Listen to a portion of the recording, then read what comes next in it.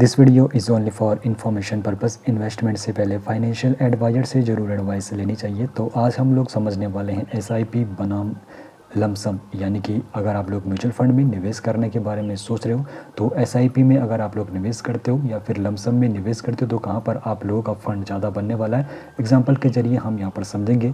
तो दौलत बनाने के जो ये दो रास्ते हैं एसआईपी और लमसम, तो कहाँ पर आप लोगों को ज़्यादा बेनिफिट देखने को मिलेगा। तो सबसे पहले इन टर्म्स को अच्छे से समझ लेते हैं। एसआईपी यानी कि सिस्टमेटिक इन्वेस्टमेंट ये प्लान होता है जिसमें आप लोग एक अमाउंट हर महीने की तारीख को, एक निश्चित तारीख को आप लोग निवेश करते हो, और दूसरी तरफ होता है लमसम यानी कि एक मुश्त निवेश। अगर आप लोगों के पास बड़ा फंड है तो आप लोग उस बड़े फंड को, यानी कि बड़ा अमाउंट जो आप लोगों के पास है, एक साथ बाजार में निवेश करते हो तो वो आपका लमसम होता है। अब यहाँ पर देखो, इन दोनों की असली परीक्षा जो देखने को मिलती है जब बाजार में काफ़ी ज़्यादा उतार चढ़ाव यानी कि वॉलेटिलिटी काफ़ी ज़्यादा देखने को मिलती है, उस वक्त इनकी परीक्षा देखने को मिलती है। एक तरफ अगर आप लोग लमसम अमाउंट निवेश कर रहे हो, सपोज़ आप लोगों ने मार्केट के पीक में निवेश कर दिया है लमसम अमाउंट, और उसके 2-3 दिन बाद मार्केट अगर डाउन हो जाता है तो वहाँ पर लमसम अमाउंट आप लोगों ने जो निवेश किया होगा तो वहाँ पर आपको काफ़ी बड़ा लॉस देखने को मिल सकता है। दूसरी तरफ एसआईपी में आप लोगों को ये फ़ायदा मिलता है कि जब आप लोग एसआईपी करते हो तो आप लोग महीने की एक फ़िक्स तारीख चुन लेते हो और फिक्स अमाउंट आप लोग निवेश करते हो। तो लंबे समय तक जब आप लोग यहाँ पर निवेशित रहते हो तो फिर आप लोगों को रुपी कॉस्ट एवरेजिंग का यहाँ पर फ़ायदा मिलता है। यानी कि अगर आप लोगों ने एक तारीख यहाँ पर निश्चित कर दी है और अमाउंट आप लोगों ने निश्चित कर दिया है, जब मार्केट अपने पीक पर होगा तो उस वक्त आप लोग जितने अमाउंट में यूनिट खरीदोगे वो कम खरीदोगे, लेकिन अगर मार्केट डाउन जाता है तो उसी अमाउंट में आप लोगों के पास ज़्यादा यूनिट आ जाता है। तो ऐसे में लंबे समय तक अगर आप लोग यहाँ पे निवेशित रहते हो तो फिर एवरेजिंग का फ़ायदा आप लोगों को यहाँ पर देखने को मिलता है।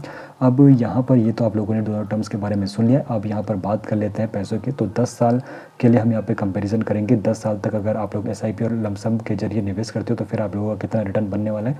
तो अगर आप लोग एसआईपी करते हो 3000 पर मंथ, और हम मान के चल रहे कि 12% रिटर्न आप लोगों को म्यूचुअल फंड में मिलने वाला है, और अगर आप लोग लमसम अमाउंट निवेश कर रहे हो अपना 3 लाख का, तो ऐसे में 10 साल के बाद यहाँ पर सबसे पहले बात करेंगे एसआईपी के जरिए आप लोगों का कितना यहाँ पे टोटल अमाउंट बनेगा। तो एसआईपी के जरिए जब आप लोग 3000 पर मंथ यहाँ पर निवेश कर रहे हो, 12% रिटर्न आप लोगों को मिलेगा। 10 साल के बाद जो आप लोगों का एसआईपी के जरिए अमाउंट बनने वाला है 6.72 लाख बनने वाला है। और दूसरी तरफ जब आप लोग लमसम में 3 लाख रुपए एक साथ बाजार में निवेश करते हो तो 10 साल के बाद यहाँ पर 9.32 लाख आपका बनेगा। तो इतना बड़ा अमाउंट ये बना है। यहाँ पर कंपाउंडिंग की पावर देखने को मिली है। जब आप लोग लंबे समय तक निवेशित रहते हो तो फिर जब कंपाउंडिंग यहाँ पर अपना काम शुरू करता है तो यहाँ पर फिर आपका रिटर्न पर भी आप लोगों को यहाँ पर इंटरेस्ट देखने को मिलता है।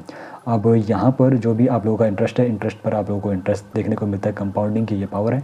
लेकिन क्या ऐसे में यहाँ पर ये साबित होता है कि एसआईपी से बढ़िया लमसम है? तो आप लोगों को बता दूँ, यहाँ पर ये आप लोगों की फाइनेंशियल हेल्थ पर डिपेंड करता है, आप लोगों की रिस्क टेकिंग एबिलिटी पर डिपेंड करता है। तो जहाँ पर एसआईपी में आप लोग हर महीने की एक निश्चित तारीख को फिक्स अमाउंट निवेश करते हो, और दूसरी तरफ लमसम में आप लोग एक बड़ा फंड यहाँ पर मार्केट में निवेश करते हो। तो लमसम के वक्त आप लोगों को पता होना चाहिए कि मार्केट किस प्रकार यहाँ पर है। अगर आप पीक पर निवेश करोगे तो वहाँ पर अगर फिर मार्केट गिरता है तो फिर वहाँ पर आप लोगों को यहाँ पे घाटा होने की यहाँ पे उम्मीद रहती है। बाकी सबसे अच्छा विकल्प आपके वित्तीय उद्देश्यों, जोखिम सहनशीलता और निवेश की अवधि पर निर्भर करता है। बाकी निवेश से पहले फाइनेंशियल एडवाइजर से ज़रूर एडवाइस लेनी चाहिए, और बिना रिसर्च के आप लोगों को कभी भी निवेश नहीं करना चाहिए।